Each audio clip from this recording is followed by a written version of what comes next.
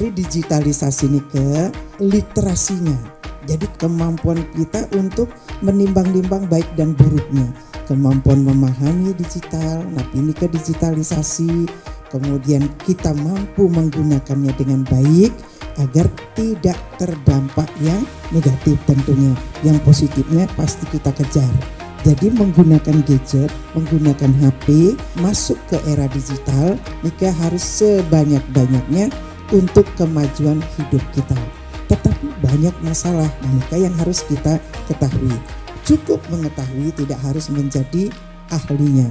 Kemudian dari digital ini kita bisa mengevaluasi, menangkal, kemudian meningkatkan produktivitas kita.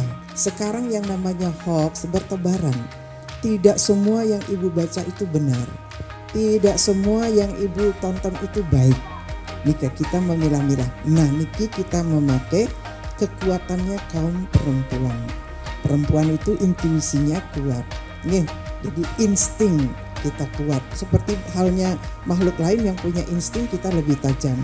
Yang mana tidak baik, jangan kita tonton terlalu lama.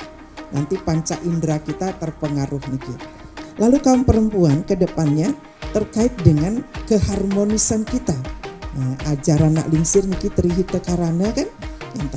Kita harus hidup rukun berdampingan dengan sesama manusia. Kita manusia dan ciptaan Tuhan yang lainnya harus harmoni dengan alam semesta.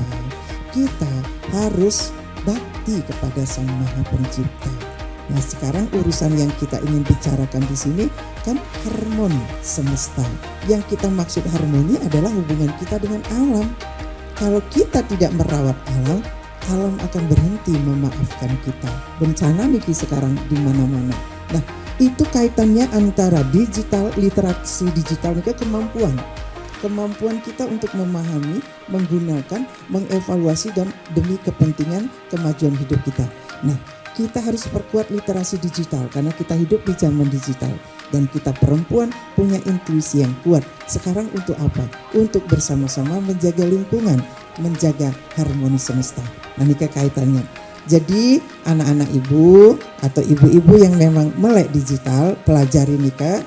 Apa yang kita dapatkan dari digitalisasi itu sebanyak-banyaknya untuk kebaikan diri sendiri dan kebaikan lingkungan kita. Jadi harmonisasi ini kan nabi hidup yang seimbang, hidup yang tentram, damai, nah, ini kan jadi susah kita mewujudkan kalau semua dari kita menjalankan ego masing-masing.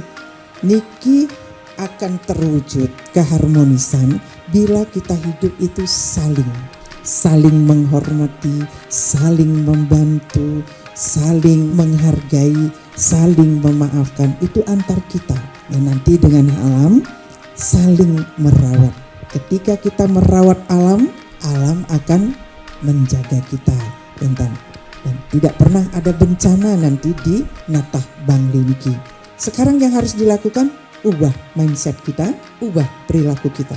Mindset kita adalah sekarang ngentungan lu, membuang sampah. Itu yang ada dalam pikiran kita dan itu juga perilaku kita. Makanya ibu-ibu disusut, anak-anak ibu Karang Taruna di sini, mulai sekarang tahun 2026 dan ke depannya hilangkan pikiran ngutang lulu, yang ada mengelola sampah. Karena jargon kerja ibu sebagai duta sampah, desaku bersih tanpa mengotori desa lain. Artinya kabupatenku bersih tanpa mengotori kabupaten lain. Ketika pijakan kita kuat, PSBS sudah ada, sekayang-kayang Bali akan bersih, anak cucu kita akan tidak bingung. Karena kedepannya kalau masih tetap open dumping, ya terus mendampingan aja tempat pembuangan sampah kita. Sekarang baru ada Suwung, 41 tahun kemudian di setiap kabupaten sudah ada, dulu kabupaten nggak ada. Ya begitu, akhirnya apa? Kita sibuk mencarikan tanah untuk sampah kita. Ketika literasi kita bagus, apa yang Tuhan sampaikan, ibu pasti ngeresepi, nanti pasti bisa diaplikasikan di dalam kehidupan.